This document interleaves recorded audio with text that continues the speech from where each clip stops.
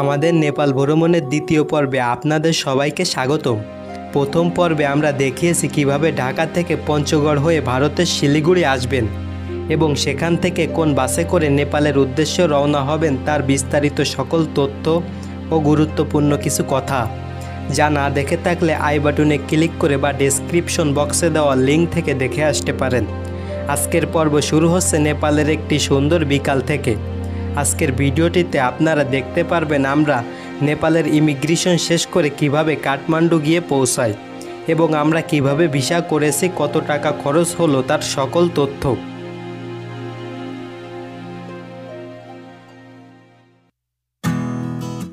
গত পর্বে আপনারা দেখেছেন আমাদের বাস নেপালে প্রবেশ করে মেসি ব্রিজ পার করে। নেপালে আসার পর প্রথমে আমাদের ইমিগ্রেশন শেষ করা হয়। তারপরে কাকরভিটা শহরে আমাদের 30 মিনিট সময় দেওয়া হয় ব্যক্তিগত কারো কিছু প্রয়োজন হলে তা কেনার জন্য এবং মানি চেঞ্জ করার জন্য। যদি কোনো সমস্যার কারণে আপনি ইন্ডিয়ান রুপি থেকে নেপালের রুপিতে আপনার কারেন্সি কনভার্ট না করতে পারেন, তবে ভয়ের কোনো কারণ নেই, কারণ ইন্ডিয়ার রুপি আপনি নেপালের যে কোনো জায়গাতেই ব্যবহার করতে পারেন। এখানে আমরা কিছু টাকা কনভার্ট করে নিই এবং নেপালের একটি সিম কার্ড ক্রয় করি। আমরা নেপাল টেলিকম সিম কার্ড ব্যবহার করি। নেপাল ভ্রমণ জুড়ে আল্লাহর রহমতে নেটওয়ার্ক সমস্যার সম্মুখীন হতে হয়নি আমাদের।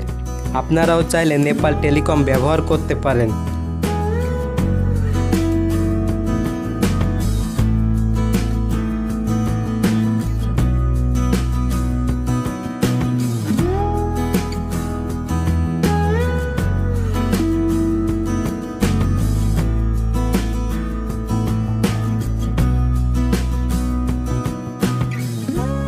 এখন সময় রাত 9:25 এবং আমাদের বাস রাতের খাবার খাওয়ার জন্য যাত্রা বিরতি দেয় কাঞ্চনাপুর।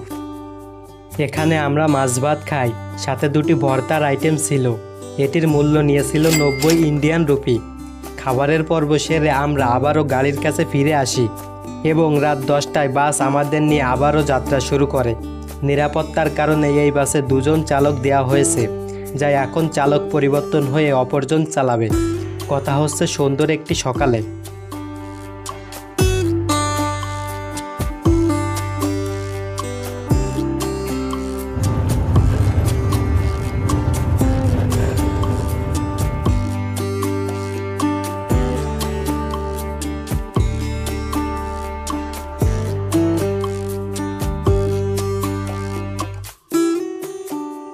শুভ সকাল। এখন সময় সকাল 8:15 আর আমাদের বাস যাত্রা বিরতি দেয় 9 কিছুটা আগে একটি ধাবাতে। আসেন দেখি এখানে কি কি খাবার আছে। লুডুস, সিঙ্গাড়া, পরোটা, খিচুড়ি, আবার লুডুস, ডিম, ডাল, ছোলা আর সর্বশেষ জলপাই ভর্তা। আমরা খাবারের পর্ব শেষ করে শেষবারের মতো বাসে উঠে পড়ি। গুগল ম্যাপে দেখলাম এখান থেকে কাঠমান্ডুর দূরত্ব মাত্র 30 কিলোমিটার। মোটামুটি 1.5 ঘন্টার মধ্যে বাকি রাস্তাটুকু পাড়ি দিব আশা করি।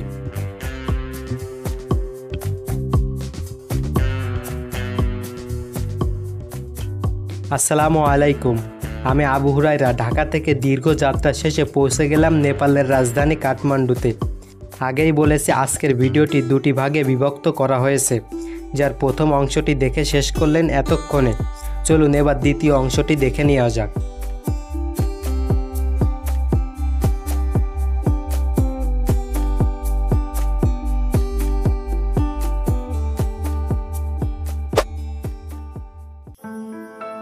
স্বাগতম আপনাকে আমাদের ভিডিওর দ্বিতীয় অংশে।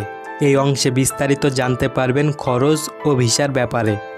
ঢাকা থেকে সড়ক পথে নেপাল যেতে হলে আপনাকে সর্বমোট 2টি ভিসা করতে হবে, যার একটি নেপালের স্টিকার ভিসা, অপরটি ভারতের ট্রানজিট ভিসা। এখন অনেকেই বলবেন, ভাই নেপাল তো আমাদের জন্য অন অ্যারাইভেল ভিসার ফ্যাসিলিটি দেয়, তবে স্টিকার ভিসা নেওয়ার কি কোনো প্রয়োজন আছে? তবে জেনে নিন, আপনি যদি বিমানের মাধ্যমে নেপাল যান সেক্ষেত্রে শুধুমাত্র অন অ্যারাইভেল ভিসার ফ্যাসিলিটি পাবেন, অন্যথায় পাওয়া যায় না। তাছাড়া ভারতের ট্রানজিট ভিসা করতে হলে আপনাকে অবশ্যই স্টিকার ভিসা করতে হবে। এবার আসেন কোথা থেকে নেপালের স্টিকার ভিসা নেবেন সেটা জেনে নিই। বাংলাদেশে শুধুমাত্র গুলশানে নেপালের একটি মাত্র এম্বাসি আছে। প্রথমে সেখানে যান।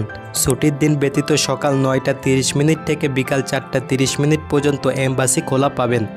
তবে ভিসার আবেদন করার জন্য সবসময় সকালের দিকে যাবেন এবং ভিসাপত্র আনার সময় বিকালের দিক যাবেন।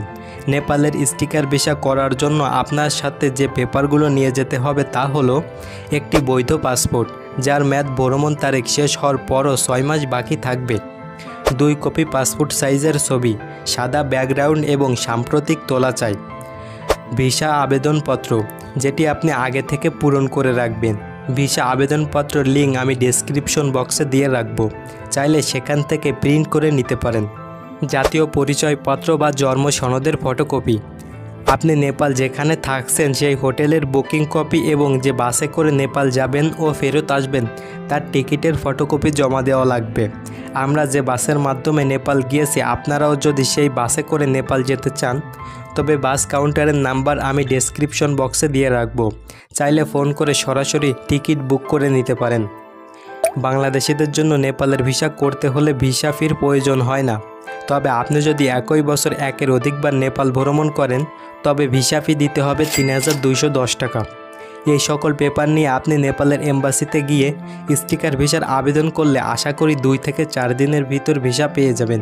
নেপালের এম্বাসির নাম্বার ও ঠিকানা আমি ডেসক্রিপশন বক্সে দিয়ে রাখব, চাইলে তাদের সাথে ফোন করে সরাসরি কথা বলতে পারেন।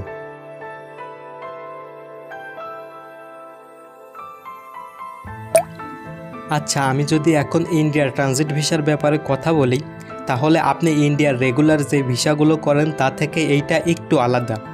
ভিসা ফি সেমই থাকবে 800 টাকা, যেটি আপনি যমুনা ফিউচার পার্কে গিয়ে বা দেশের যে কোনো ভারতীয় ভিসা কেন্দ্র থেকে করতে পারেন অথবা অনলাইনেও করতে পারেন। অনলাইনের লিঙ্ক আমি ডেসক্রিপশন বক্সে দিয়ে রাখব। তবে একটা জিনিস মনে রাখবেন, ভিসাতে অবশ্যই ট্রানজিট ভিসা উল্লেখ করে দিবেন, তা না হলে কিন্তু হবে না। ট্রানজিট ভিসা করতে হলে আপনার যে পেপারগুলোর প্রয়োজন হবে তা হলো প্রথমেই নেপালের স্টিকার ভিসার ফটোকপি, পাসপোর্টের প্রথম পৃষ্ঠার ফটোকপি, এর আগে ভারতের ভিসা থাকলে তার ফটোকপি, পাসপোর্ট সাইজের 2 কপি ছবি, জন্ম সনদ বা জাতীয় পরিচয়পত্রের ফটোকপি, ব্যাংক স্টেটমেন্ট, বিদ্যুৎ বা গ্যাস বিলের ফটোকপি, আপনার পেশা, যাওয়া এবং আসার বাসের টিকিট। এই সকল পেপার ঠিকভাবে জমা দিলে আশা করা যায় 15 দিনের ভিতর ভিসা পেয়ে যাবেন। তবে মনে রাখবেন, আপনি ট্রানজিট ভিসা করলে আপনার পূর্বের ভারতীয় যে সকল ভিসা আছে তা বাতিল করে দেওয়া হবে। আরও একটা জিনিস জেনে নিন, ট্রানজিট ভিসা অবস্থায় সর্বোচ্চ ভারতে আপনি 3 দিন থাকতে পারবেন। এবার আসি কোন রুট দিয়ে যাবেন। আপনি যদি বাসে করে যান সেক্ষেত্রে প্রথমে ঢাকা থেকে বুড়িমারি যাবেন, তারপর ভারতের চ্যাংড়াবান্ধা প্রবেশ করবেন, সেখান থেকে শিলিগুড়ি হয়ে সোজা নেপাল। আর যদি আমার মতো ট্রেনে করে যেতে চান তবে প্রথমে পঞ্চগড় যাবেন, তারপর বাংলাবান্ধা হয়ে ভারতে প্রবেশ করবেন। তারপর কি করতে হবে সেটা তো আমি ভিডিওতে দেখিয়ে দিয়েছি।